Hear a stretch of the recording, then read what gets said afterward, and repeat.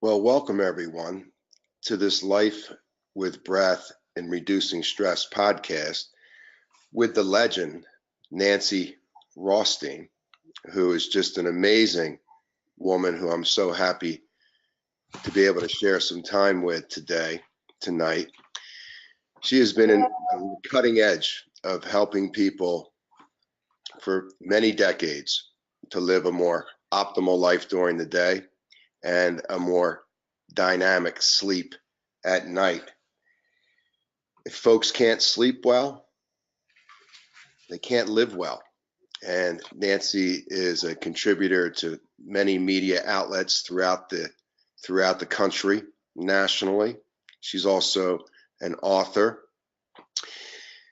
She's a connector. She helps people connect that have skills that need to be in front of the right people at the right time. So you'll see Nancy at great conventions around America, and she's just the most vibrant person in the world. Her background is top notch, top shelf, and we're really lucky to have Nancy Rothstein with us today. So, good evening. Hi, thank you for having me. It's an honor and a pleasure. Can you tell our audience a little bit about your background and what brings us together tonight to share with folks? Sure. Well, I'll start out by saying that to live, you need to breathe. And I certainly didn't know a lot about it. We just do it automatically, or so we think, whether we do it right or wrong. But my background is that, well, the whole sleep thing started that I had a snoring spouse, now ex, still very fond of him, but still not together. But his snoring had a lot to do with our relationship or not. And when my youngest, who's now 28, was in kindergarten, I was so tired from his snoring, and I knew little about sleep apnea or sleep disordered breathing. And I took out a piece of construction paper in her kindergarten classroom as I was nodding off and wrote the original draft to My Daddy Snores. And you fast forward a fair amount of time, because she's now, what was this, published in 2007 or 8? And I wrote for Scholastic, My Daddy Snores. And I realized quickly that sleep was a huge issue in homes everywhere. I mean, the reason the book has sold 400,000 copies hasn't anything to do with me. It has to do with the fact that snoring is keeping people up. Not only the person who snores, who doesn't realize they have fragmented sleep, possibly, but not unlikely. It keeps up the person who's their bed partner a wall away. So at the time I was in finance, and my focus was on risk management, and I wrote a book on hedging interest rate risk. And then I said, hey, wait a minute, other people can do finance, but sleep is a huge risk management issue. And corporations aren't doing anything about this. And it's affecting productivity and safety and healthcare costs. But no one can sleep for you but you, Ed, as we know. And I realized that people were having a lot of problems with it. So I became the sleep ambassador. And now I'm on a passionate quest to help people sleep better. But lo and behold, and it wasn't just sleep disordered breathing, I started to learn from wizards like you that breathing itself 24/7 was an issue, not just during sleep, but during your waking hours. And so I'm grateful to you, because I'm actually a certified breathing trainer who knows little, but enough to know how people need to take action, and you certainly provide them with that. Can I just share a quick story about you and the impact you had on someone that you Sure. somewhat know about? Thank you. So I was in spin class, and the trainer who was running the spin and weight class kept talking about breathe in through your mouth and out through your mouth. And I told you this, and you said this guy shouldn't be training. Well, lo and behold, yesterday he has morphed in 3 months, and he's read your book and he watches all your podcasts, and he now says breathe in through your nose and out through your nose. So you have a tremendous ripple effect, Ed. Now I'll shut up. Nah, it's wonderful. I appreciate you spreading the good word about proper breathing and proper awareness, especially during the day, so that we can get an optimal night's sleep. If if I think back when I was a child growing up in the 60s and in the 70s, if I recall, folks in my house had no problem sleeping at night. My friends, families, folks didn't have issues around getting an optimal night's sleep and waking up in the morning ready to go. And this is just 40, 50 years ago. In your view, what is causing this sleep stress or sleep disorder at such a dynamic rate in our culture? We were designed to sleep, and we used to just do it, or as Nike says, and we would go to sleep and we would get up. Well, thanks to Thomas Edison, we got the light bulb, which extended day into night, and that was already an issue in many respects. But then people like Steve Jobs and Bill Gates came up with these extraordinary inventions of technology that let us become wired 24/7. And in my estimation, one of the biggest culprits that's impacting our sleep is our inability to slow down and transition to sleep in peace. If you're sitting on your phone in bed, and aside from the blue light issues and impacting melatonin, which isn't the sleep hormone, it's the hormone that regulates your sleep, your light dark, your sleep wake cycles. But I think that our literal addiction to technology has become a huge culprit to force our biology to do things that it isn't designed to do. So we're inflicting these behaviors, this constant use of technology and screens and all. We're inflicting those behaviors on our biology. And what's happening now over the last 10 years or so, and certainly the last 5, it wasn't an issue before, we're seeing the ramifications of that. We're seeing it in increased anxiety, depression, hypertension, cardiovascular disease, and the list goes on. So it wasn't an issue then because we didn't have the distractions and the literal technology impacting our biology, which is screaming out now and saying, time out, I can't keep this up.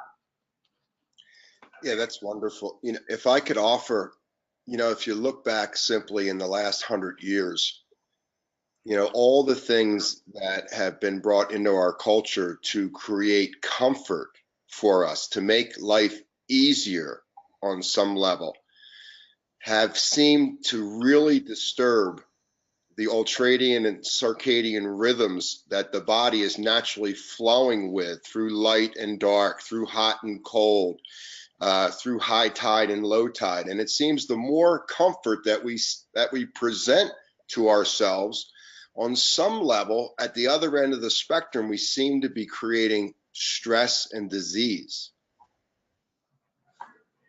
Well, I think you're 100% right. And as I said, our biology hasn't changed. And John Remmers, who's one of the founders of the sleep field, just said it's something I was doing with him at the US Army a couple of months ago. And he said, Nancy, it's going to take 300,000 years to change our biology. And we are seeing that this interruption of our circadian ultradian rhythms is we're seeing the ramifications in this disease. And the only way to go back, or the only way to really rectify this, is to honor our biology. And we're not, and we have to, because we're seeing what the results are when we don't. Yeah, once we begin to turn on less than optimal choices and less than optimal perceptions of ourselves, it's really hard to turn those off, because psychologically and physiologically, we begin to overcompensate. And in that, we're using more energy. The heart rate might be higher during the day. Our blood pressure could be a little bit higher. And what I'm finding out is that the amount of breaths that you take per day will have a direct reflection on the ease it will be for you to go from conscious to unconscious, And then also, if you do awaken in the middle of the night, do you have the capacity to fall back asleep with ease? That is so true. And this whole thing, you said from conscious to unconscious, what we've become, I never thought of it this way till now, we've become unconscious about our behaviors and what we're doing. And then we get all upset because we can't fall back asleep. We have trouble falling asleep. It's relatively simple. I mean, our best technology for sleep is inside of us. Yes, you may need technology on the outside. You may need a CPAP machine to open your airway if you have obstructive sleep apnea. Yes, you may need a really good mattress. Yes, you may need a heart monitor. Those are technology and it's all great. But we're not using the technology inside of us that was designed. Your heart rate doesn't want to increase. It's one thing if you're running. Your blood pressure doesn't want to be at a level that's causing illness, disease. It's speaking to you. And I think one of the sad things is that our medical community hasn't been trained in sleep.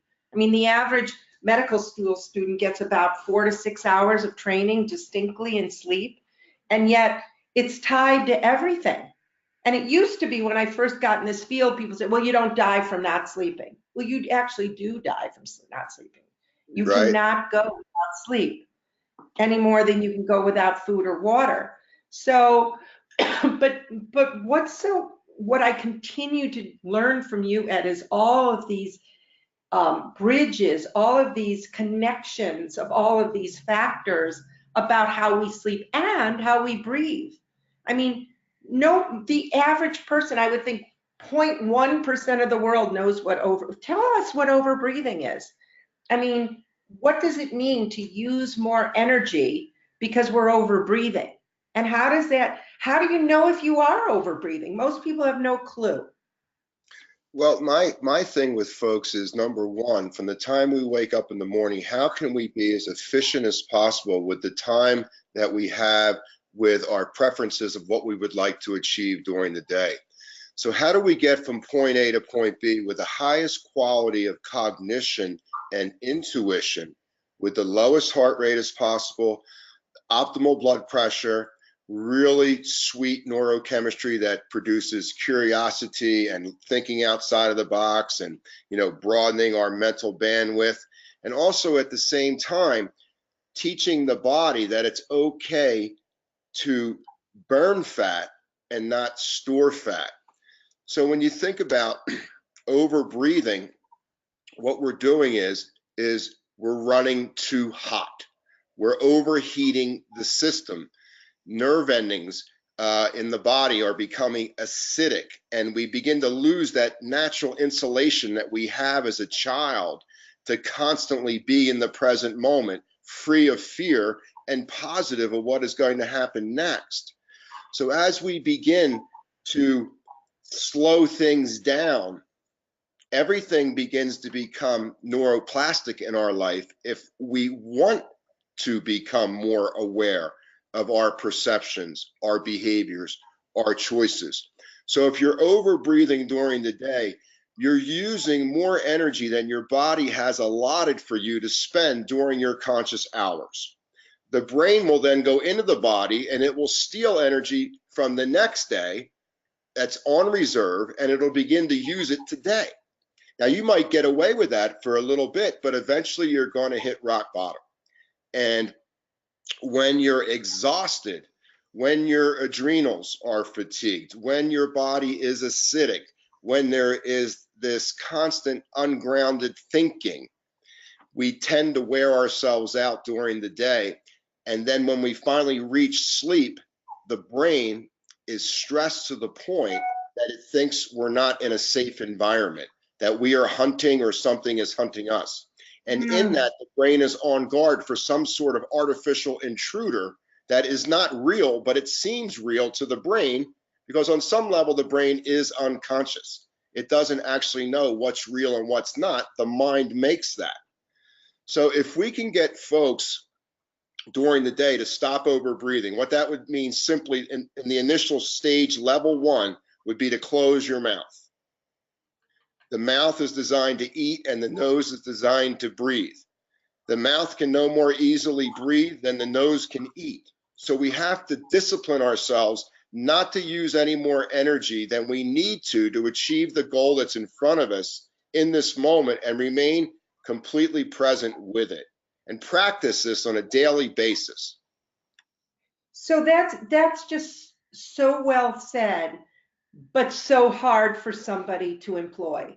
So I have this new, relatively new, for my age to suddenly in the last few years really understand breathing better. But how does a person practically put this to use? So now every day I'm aware, I'm watching people at spin class, exercise class, walking down the street, seeing kids who are mouth breathers or seeing adults who are mouth breathers. So can I just say a couple things about that may be helpful to people? What do they do about this? It's all reality and true about overbreathing and the extra energy. But our nose, we were designed to breathe through our nose. We humidify, purify, and warm the air, and we process the air better. It's like picture all those capillaries in a tree and all those small branches. When we breathe through our mouth, we bypass a lot of that. We don't oxygenate all our organs. And so it's so important to breathe through the nose. Now, you told me something in the last year that I had never put together. Nobody had taught me in my breathing classes and all that stuff. And certainly in all the yoga I've been doing for over 40 years, you said that when you breathe through your nose, you activate the parasympathetic nervous system, which is the calming effect. And when you breathe through your mouth, you activate the fight or flight sympathetic nervous system. And all I could remember was one of my daughters in Hong Kong having vertigo and a panic thing because she and you don't see animals breathe through their mouth unless they're sick. So could you just help the listeners, because that was one of the most profound things, and when I can explain that to somebody, they start to listen. And then we go into, okay, why are you breathing through your mouth, and how are you going to switch to nasal breathing?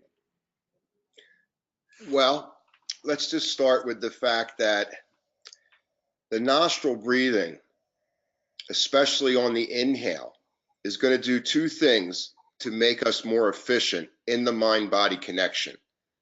Number one is when you breathe through the nose, the brain is going to secrete nitric oxide, which is a natural dilator of the alveoli sacs in the lungs, so you can bring in more potential energy. When you breathe through your nose, the abdominal diaphragm muscle is the primary driver of drawing the fresh air into the lungs. The lower portion of your lungs, the lower lobes of the lungs, are imbued with oxygen-rich, parasympathetic, relaxation nerve endings. So in that, you're slowing things down, you're creating wonderful posture in your spine as the diaphragm moves downward, and you're creating a relaxed energy to stabilize the mental awareness of what we perceive as happening in the moment.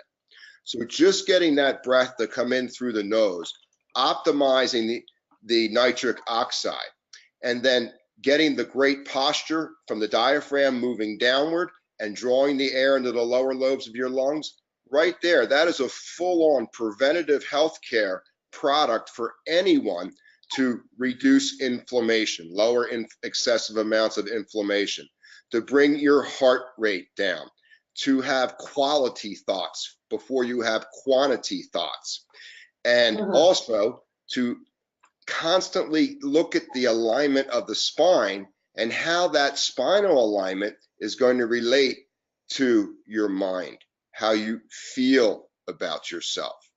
So just getting folks to slow the breath down through the nostrils is a great place to start. And you know what? You feel different just after 2 or 3 minutes of slowing down the inhale, so the pace slows down. There's a little more depth to the inhale. There's a dilation inside the body, and there's a length to the inhale. So you're using the full 5-liter capacity of the lungs, but you're bringing the air into the lower lobes first. So I think that that's so important, but I have a little exercise here because it said you did say one of the things you wanted was to offer all of you listeners a couple of techniques to help. And I become very practical with my sleep and breathing training because otherwise it's just all the science is there and everything, but what does somebody actually do and how do you make your awareness? But first, in the utmost respect to people who feel, well, I'm congested all the time, or I've had allergies, or I have a deviated septum, so I have to breathe through my mouth.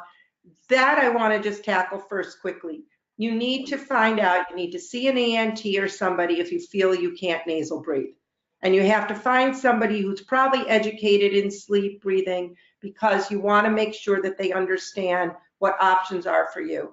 And there is a device, you can buy it at any Walgreens today, called the Mute, M-U-T-E. If you snore at night or if you're a nasal breather, the company's called Rhinomed. They also have something, and Ed knows it well, for athletes to use during the day called the Turbine. So see mutesnoring.com or theturbine.com. But the reason I mention them is I just the other day, actually this trainer I was talking about didn't get them, well, on the spot, he had a deviated septum. I had him put in at the health club, a turbine. I first had him close his eyes and breathe through his nose, see what it feels like, and then close his mouth, put it in, and he was like, he can't believe the difference. So that's number one, is address why you may be nasal breathing, because that's really important. But in terms of having some awareness about your breath, if you were right now, everybody, if you're not driving, close your eyes for a second, close your mouth, and take a couple breaths through your nose. And just feel the air enter. May feel it on more on one side, but just allow yourself to actually feel your breath. And Ed said it's that slow breath in and a slow breath out. And in between your breath in and your breath out, be aware that there's a space there. There is I don't mean hold your breath for a second, but just be aware of that space. Well, you can open your eyes now. That is the most present you can be. Your body is always in the present. It's never in the past or the future. But Ed, as he was just saying, your mind can be racing, quantity thoughts. So your brain's usually in the past or the future. And if you want to understand what it means to breathe comfortably and slowly, close your mouth, breathe in and out through your nose, and be aware of that space to first even be consciously present. And that, with your eyes closed or open, falling asleep, or in line at the grocery store in traffic, is a great beginning to start to understand, feel, and know your breath. That's beautiful, Nancy. Because we're all under stress. It's our perception of the stress and our ability to create healthy boundaries around our stressors and be able to communicate with them openly. And the more that we have healthy relationships interpersonally inside, the less energy we're going to use during the day being at war with ourselves or competing against ourselves. So when you think about how do I put my brain into the best position as possible to think, you think about the breathing. There's respiratory glands in the brain that go on high alert when you begin to breathe through your mouth. And you're going to use a lot more energy than you need to get through this moment. You're going to flood your body with adrenaline and cortisol, which are so powerful. And it's very difficult to get that out of the system. When you think about breathing through your nose and then going to your eyes and relaxing your eyes as much as you possibly can in the sockets, release and relax the muscles you use to move your eyes. That right there releases a lot of the cranial nerves that are under tension that interact with this sense of sight. If you move down a little lower and you separate your teeth a fraction of an inch and you release and relax your low jaw.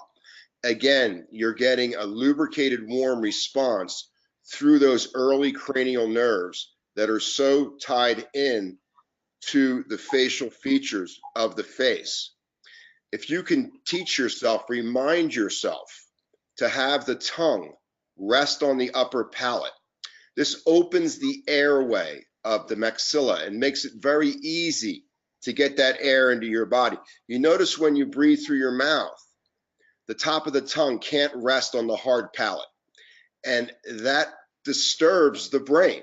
The brain is going to immediately move into a sympathetic or a more heated response to what's in front of you, but what's in front of you might not require a heated response. It might require deep listening or compassion. It might require a sense of gratitude. So there's a lot of ways that we can set up the breath through relaxing the face so that we're more open in the present moment to what's really going on. So you just used the two words that were, I was just making a note to talk about.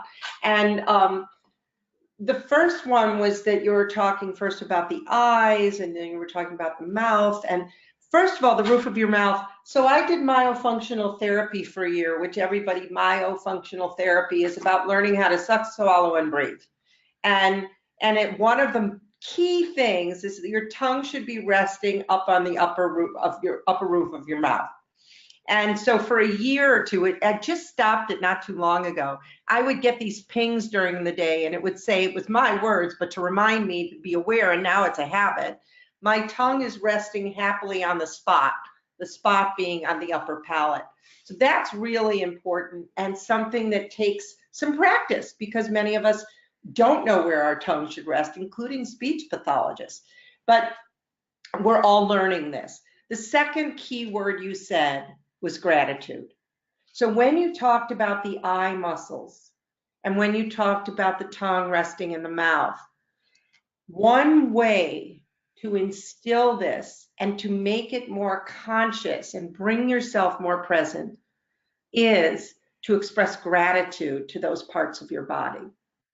So if you're in the middle of the day, your eyes are tired, you've been looking at your computer, and believe me, it's a strain on the eyes, the lighting and all after a while, just close your eyes for a minute, feel the muscles, feel them, and say, thank you, eyes, for all you do. And it's a wonderful thing to do in bed at night if you're having trouble falling asleep. That's another technique, if we have time, I can share. But, you know, going to your eyes, going to your ears, and thanking them. Just giving them the appreciation of what they do for you, not to mention your heart. But you did say, I was so excited you said the word gratitude, because it is an incredible segue away from stress. Because when you are in, and that's what this program is about today, when you are in a state of gratitude, you can't be in a state of frustration and stress, even for a moment. And if you're really PO'd and in a really bad mood or something awful has happened, you can always thank your heart for beating. Yeah, sometimes, you know, gratitude just slips away from our awareness, and, you know, we just take ourselves too seriously, or there's an event that's occurred that is very uncomfortable and we become judgmental with it. We really have to be careful about what we're winding up in our life, because it's very difficult cerebrally to unwind it. And when you think about the ability of the human mind to interact with the brain, the heart, the gut, the neuromusculoskeletal system, all of this, either in the front of your house or the back of the house, is being driven by your breathing. It takes a tremendous amount of energy for us to do what we're doing, to be us. And then when you think about, wow, I'd like to become more aware in my life, I'd like to learn new things. Well, the subconscious brain is so powerful, and there's a gatekeeper there. And we really have to be able to have gratitude that the gatekeeper is there, so that we can shift our subconscious with the least amount of anxiety or self-sabotage, because these are some of the keys to getting a good night's sleep So you're not getting as stressed out during the day about things that really have no bearing on your wholeness as a human being. No, that's true. And we've referred to the brain a lot, and I just want to illuminate one thing that's so important people are aware of. And this has only come to light with scientists, particularly at the University of Rochester in the last 5, maybe not even 10 years. And that is a system in our brain called the glymphatic system. And in our bodies, we have the lymphatic system, and we all know that that flushes toxins from our bodies and gets rid of all of that. Well, in our brain, during deep sleep, our glymphatic system comes to play. And this is our brain's way of flushing toxins. So our glial cells shrink and allow the flushing of toxins, including amyloid beta.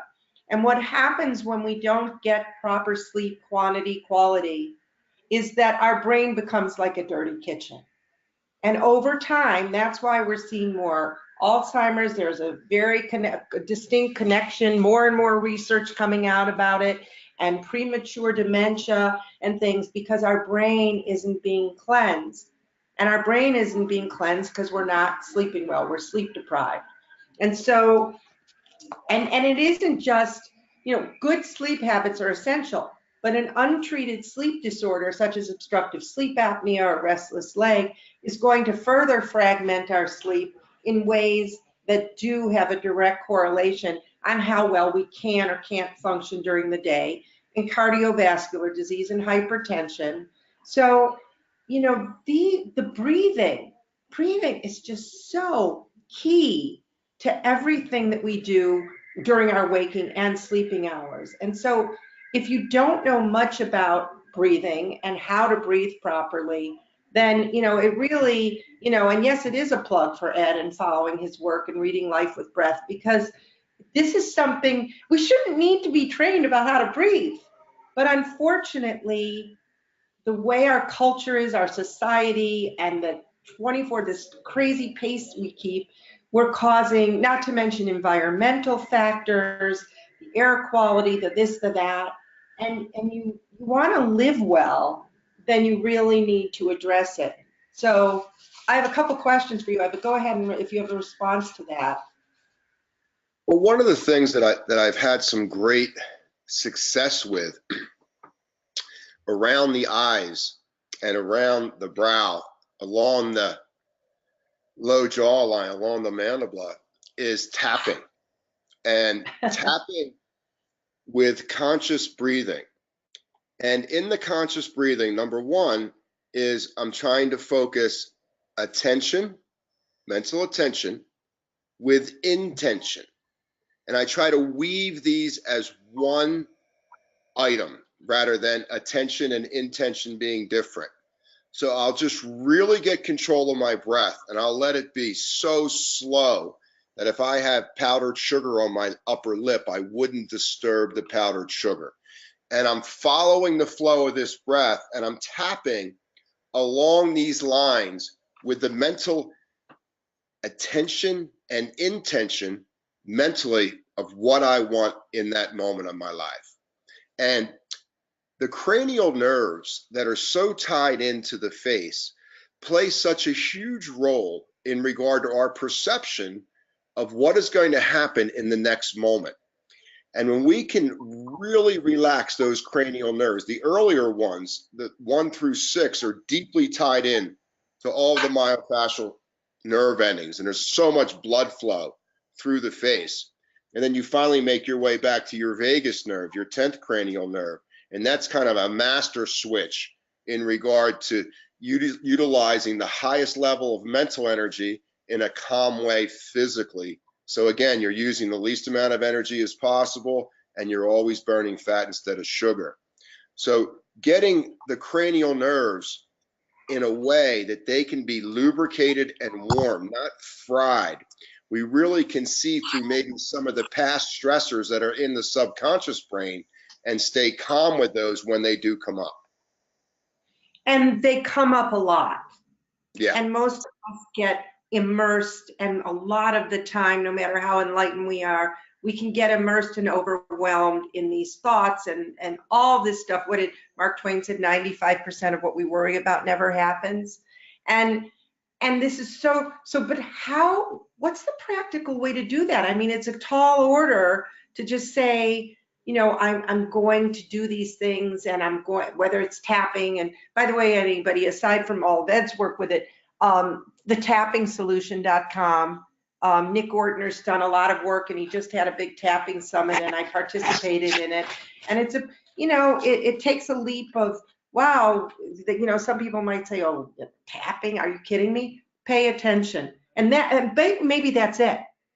Paying attention, being present, being in the moment.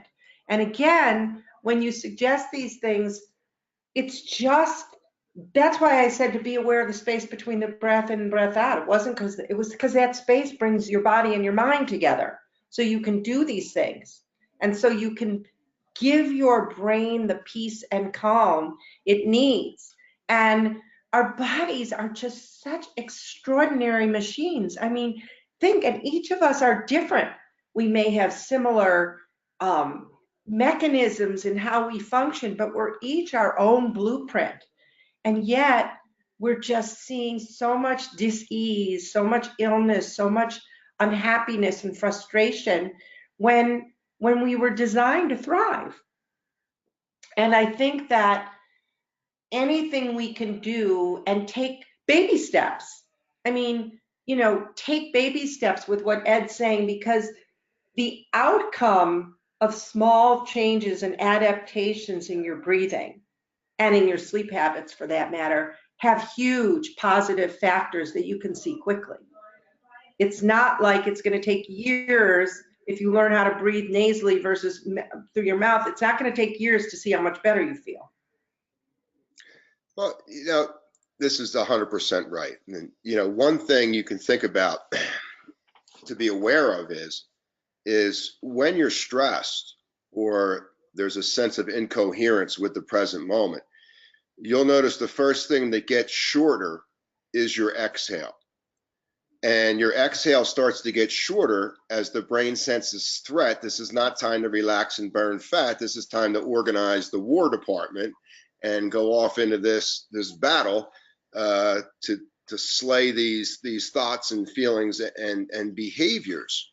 So one of the big things that we can do, practice during the day, is when there's a mental or an emotional imprint that comes up for you where there might be insecurity or there might be vulnerability or it might not work out, it might be filled with anxiety or depression, is to stay with that exhale. Try to exhale longer so the brain can break that mass down into smaller bite-sized pieces and authenticate the parts of that story that might still be true and discard probably 99% of it, which is basically something that's been created by the brain to protect us from something that we don't really need to be protected from. So staying with your exhale during the day, this will keep you calm. This will keep you in that fat burning mode. Exhale through your fears during the day. And you're constantly in that mode of getting the most out of the least energy expenditure. Did you just say exhale through your fears?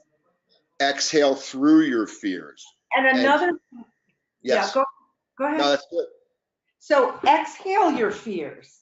I mean, literally exhale your fears, because, and it's an interesting thing. I just confirmed this with somebody in China because I don't speak Chinese or write it, but in Chinese, the exhale letter for breathing precedes the inhale. And in a way, it's as if when you exhale, you're clearing yourself so you can inhale. And I had a sign on my mirror for ages, and it said, I breathe in with gratitude. I breathe out smiling at my life.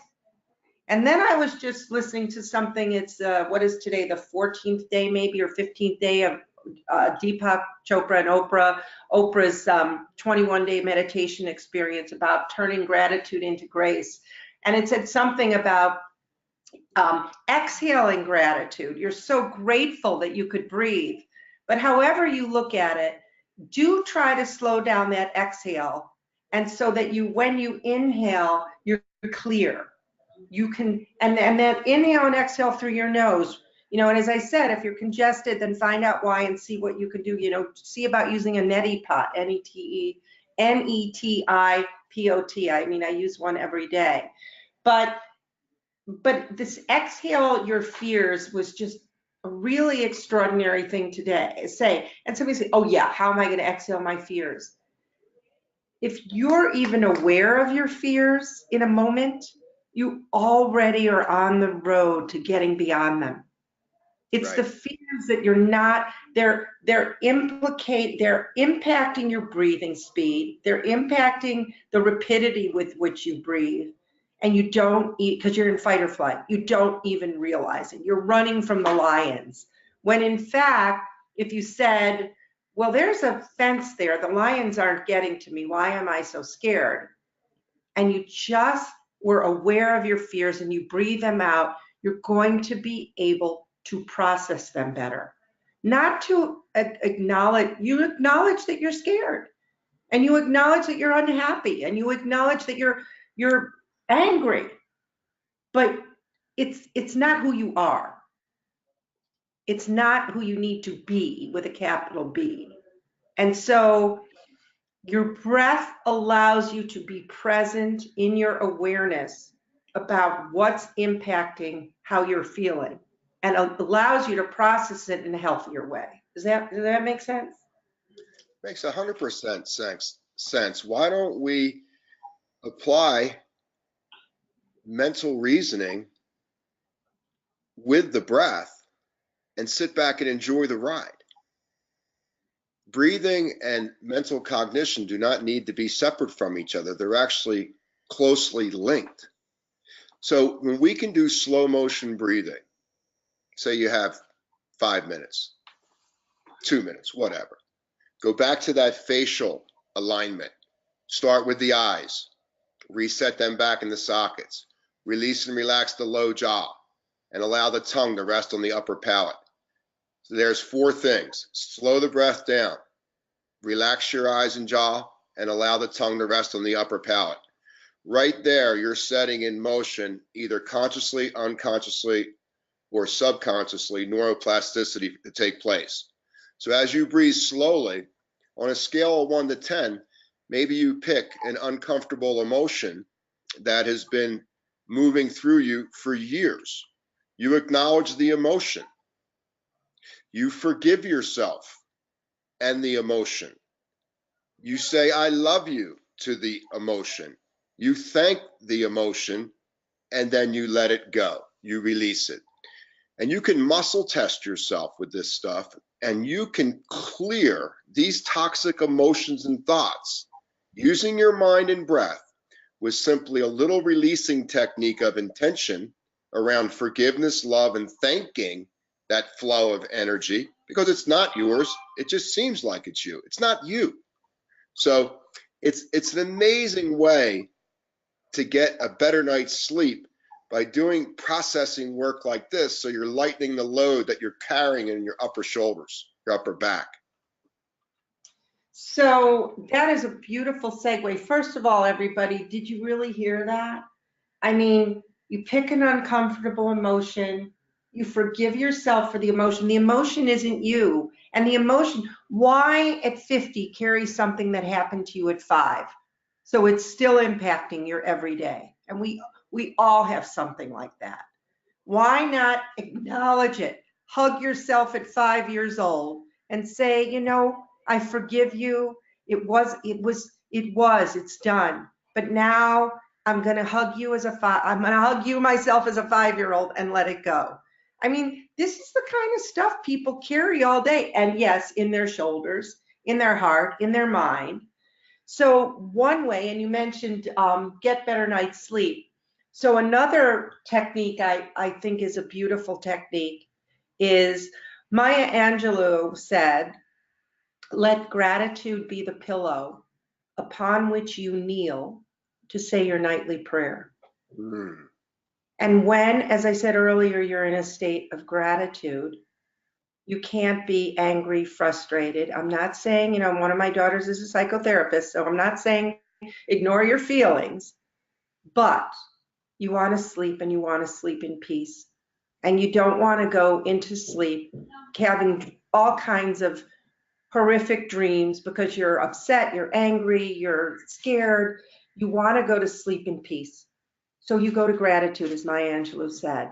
And how do you do that? Because you're not grateful at that moment for anything.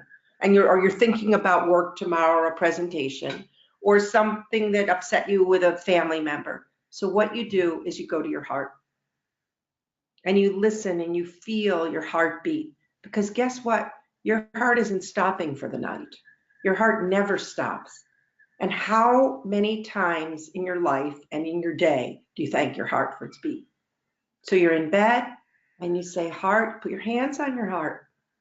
And you breathe, mouth closed, in through your nose, out through your nose. And you breathe into your heart. And you feel your heartbeat. And you say, heart, thank you so much for keeping me alive. I am so grateful. And I'm not going to be running I'm not going to be running 5 miles now. And I'm not going to be upset about it. I am not working now. So you just get to just be at peace. And I so thank you. I'm going to surrender to slumber and I'm going to allow you to do your nighttime work. And thank you. I mean, now you're not thinking about everything else. You're thanking your heart. You're in gratitude. You slow down your breathing and you've connected your breathing, your gratitude, and your body through your heart. Beautiful. You know, I think that it's okay for folks to get into beginner's mind when it comes to getting a good night's sleep.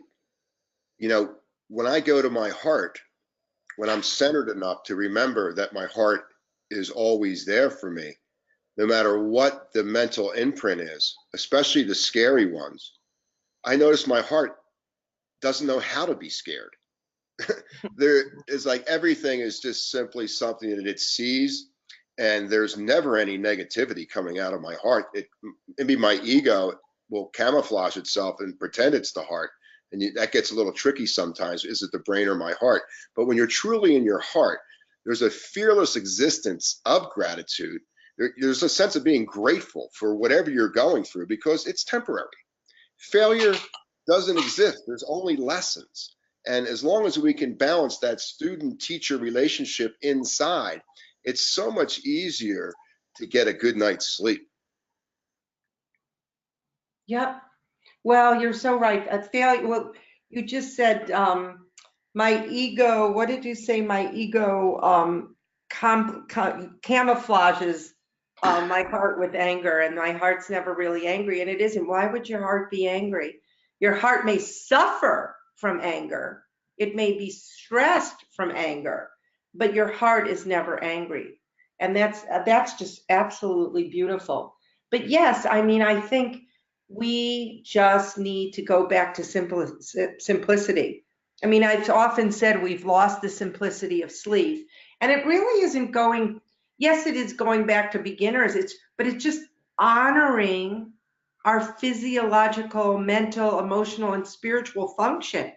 We're like a team, each of us in ourselves. It's like this quadrinity. It was something I did years ago called the Hoffman process, and we had this quadrinity, and it was our emotional, physical, spiritual, and mental health, or mental being. And we're all on this team together, and we've got to balance it all. And when your breathing is off and you're over breathing, you can't be in balance.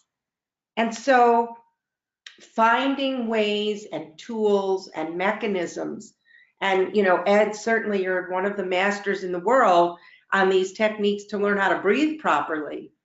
When you learn how to breathe properly, and I think the 3 words you used in one of the announcements about this was your length, your depth, and your tone. And it's not just the tone of your breath, it's metaphorical, the tone of your breath. Are you breathing in peace? Or, I come in peace. Or are you breathing in anger? And you have to, you breathe in peace. What else is there? Yes, there are hardships. I've known them in life, and challenges and disappointments and just tragic happenings. But we're here and we have breath. And as I said to somebody whose child just passed away last week, a 16-year-old. It's too soon to understand this because she's got a long way to go, but I said, he's just a breath away. And that's a long breath and a very hard breath. But while we're breathing on this planet, the Buddhists say you get a certain number of breaths on it, slow it down. And so breathe your way to peace, breathe your way to sleep, breathe your way to life, breathe your way to joy. I think when you add, we've got to prepare ourselves to some degree until we get this down, this life thing. We have to almost prepare ourselves, re-educate ourselves on what we want to occur. The power of the human mind is beyond anything that could ever be described. The human heart, either anatomically or metaphorically, it has its own neural system. It's the most powerful thing in the universe, and each and every one of us has one. And not to be afraid of the power in your heart to help you get from where you are to where you would prefer to be. And the heart doesn't suffer fools well. The heart is all about living in the truth, living in authenticity, keeping ourselves on true north. And you'll notice when your breathing is disturbed, there might be an opportunity there to get back in to true north, your finest self. And the more we can be our finest self internally, the easier it is for us to be our finest self externally out in the human play of life. And as you practice this, it will be very easy for us to get a good night's sleep. That is so much sense. And our heart really is the portal to living well. Because when you make your decisions from your heart, when you really honor that heartbeat giving you life, and you really go to your heart, your subconscious, where really the good decisions are made from your heart, life is gonna be different. Just practice or experiment to see what it's like for a day. When you start to feel angry or pissed in traffic or with a colleague or with a family member, instead go to your heart and be grateful for your heartbeat. Or go with anything you're grateful for and see if it starts, and notice when you're angry what your breathing does. And notice when you're in a state of gratitude, thanking anything, but in your heart is the perfect thing to thank. And notice the difference in your breathing. And close your mouth and breathe through your nose. But it's all there. We just made it so complicated, and we're just moving too fast. Doesn't mean you can't run 5 miles a day, or if that's what you do, but it's while you do it, be in that. Look at the trees, feel the wind as you run through the air. Feel your heartbeat, be grateful, and it will start to color the life you live. Wow, Nancy, I love listening to your wisdom. And it's deep, but it's a simple offering to what might appear to be complex issues. And practicing this during the day over a period of time, very quickly, things that used to trigger you from your subconscious perception will not have the same parasitic pull on the visceral area of the gut. And in that, it'll be a lot easier for all of us to get a good night's sleep. Is there anything else, Nancy, you'd like to add before we leave everyone tonight? Just one thing, how you breathe. We're all in this together on this planet. And the breath that you breathe out, we've all heard it, is at some point in China. It's all the same air. It's all being reprocessed. And remember that how you breathe and how you feel and how you speak and your actions have a ripple effect on the world. And it is so important to be aware that we're not in this alone. And then the second thing you said, Ed, was that just practicing during the day and giving yourself the opportunity to segue into better sleep, better living hours. But by the way, any wisdom I shared was all was all prompted by something you said. I mean, everything you said about the heart and the physiological things, it's exciting to have an opportunity to connect the physiological to the more inner, deeper, as you said, parts of life. Well, the good news is that we have a pretty simple solution for folks to live a more carefree, joyful, fully abundant life. And when you do this consciously, you can't help but to have a joyful night's sleep. Well, you got to sleep well to live well, and it is joy, and joy is a beautiful thing. And notice we didn't once use the word happiness, because it's really, you know, it's sort of an ephemeral thing, and what's really happiness? But joy comes in your heart. I don't know if happiness is in the same way in your heart. Happiness is more of a descriptor of something that you experience from something, and maybe it's temporary. But joy is the heart's song. Just, I would say to everyone, number one, if you have a chance, go to Nancy Rothstein's website and check out what she's doing. She has some wonderful cutting edge materials there that's going to really improve the quality of your sleep, but also give you a deeper understanding of what's happening to you during the day.